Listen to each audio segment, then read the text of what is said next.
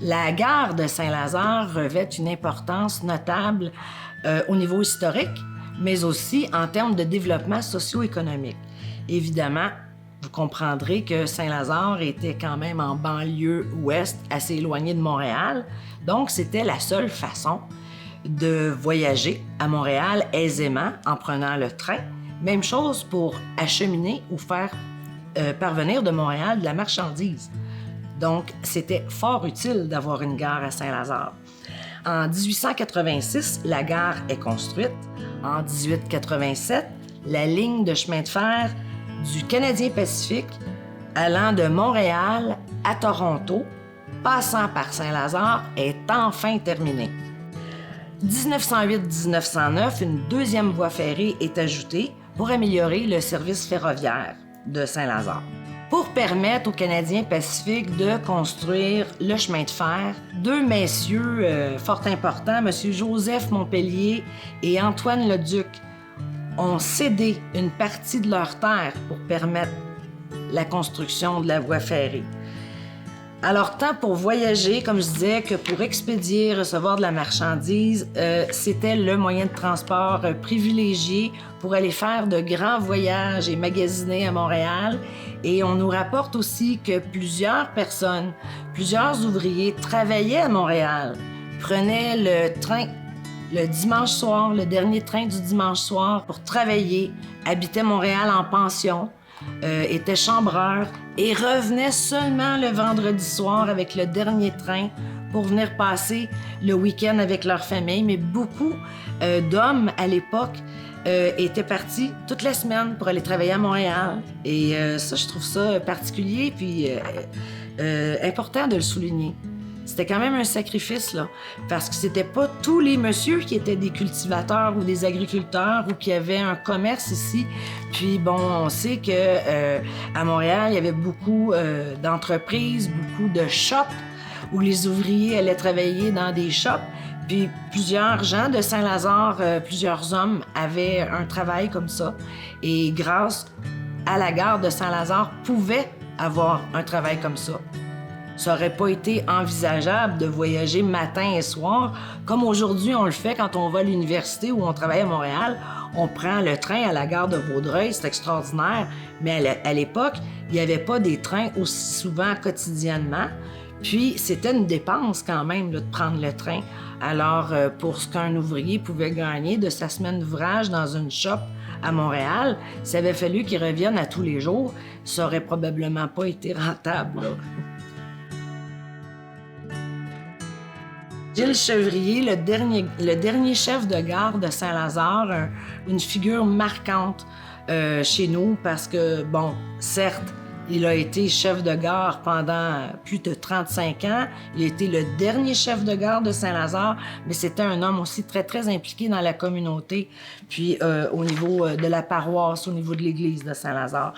Et puis, lui pouvait là, nous raconter dans le détail toutes ces choses-là. Là. Puis lui aurait pu vous dire, oui, ça coûtait combien un billet sur semaine, un billet sur week-end, et ainsi de suite. Malheureusement, j'ai pas cette information-là. Quand le Canadien Pacifique commence à diminuer ses activités ferroviaires à Saint-Lazare, c'est parce qu'il privilégie le transport de marchandises par camion, par les camions du Canadien Pacifique. Donc, à ce moment-là, Gilles Chevrier, notre dernier chef de gare, est transféré à Montréal, mais sa mère va continuer à assurer l'entretien et la gestion de la gare de Saint-Lazare. Gilles et sa mère vont habiter le petit appartement de la gare jusqu'à sa fermeture définitive en août 1969. Un fait aussi qui est important de souligner, c'est que la gare, c'était une magnifique bâtisse. C'était vraiment... Elle était très jolie, la gare de Saint-Lazare. Et quand elle a fermé définitivement en 69, les gens de la municipalité, les élus, ont fait des pieds et des mains pour tenter de préserver le bâtiment. On nous raconte que les élus de l'époque auraient souhaité déplacer la gare sur l'actuel parc Bédard à Saint-Lazare, où est-ce qu'on retrouve aujourd'hui un chalet sportif. Bon, C'était leur intention de préserver d'abord le bâtiment parce que c'était un bel édifice issu du patrimoine bâti de chez nous et de perpétuer sa vie justement en disant mais ça sera le chalet sportif qu'il y aura au parc. Mais malheureusement, le Canadien Pacifique a maintenu sa décision de démolir la gare. Alors, les élus municipaux de Saint-Lazare n'ont pas pu faire l'acquisition, n'ont pas pu préserver le bâtiment qui a été complètement détruit. Il n'existe d'ailleurs plus aucun vestige de la gare de Saint-Lazare. Cependant, Gilles Chevrier, dont je parlais tantôt, le dernier chef de gare, a fait des dons importants à la Société historique de Saint-Lazare. Il a fait don de l'horloge de la gare qui se trouvait dans la salle d'attente de la gare. Il a fait don du fanal, le fameux fanal du signaleur, là. Quand Gilles, justement, s'assurait que tout le monde était entré dans le train, il disait « All on board », il faisait aller le fanal, ça voulait dire « OK, le train peut se mettre en marche ». Et il a aussi fait don de la lampe à l'huile qui se trouvait dans la salle d'attente. Donc, on préserve précieusement ces artefacts-là, la Société historique de Saint-Lazare. En 2023, on a pris la décision d'offrir à la Ville, on a proposé à la Ville d'héberger dans la salle du conseil municipal l'horloge de la gare. Parce que, ce sont des beaux artefacts qu'on préserve, qu'on expose quand il y a des expositions, quand il y a des événements particuliers, mais on s'est dit, mon Dieu, on peut pas garder l'horloge comme ça, toute bien crêtée puis bien enveloppée. Il faut qu'elle soit vue par le plus grand nombre. C'est quand même un artefact important. Puis on est heureux parce que depuis 2023, l'horloge de la gare est installée dans la salle du conseil à Saint-Lazare et elle marque l'heure toujours. Il faut juste la remonter, mais elle est en parfait état de marche. C'est un bel artefact. Donc, malgré qu'il n'y ait plus de vestiges, on a au moins 3 artefacts d'origine de la gare. Quand tout le conseil municipal siège, ils ont l'heure juste. Ils ont la vue sur l'horloge, au fond. La Société historique aussi, on a une vitrine d'exposition dans le hall d'entrée de l'Hôtel de Ville.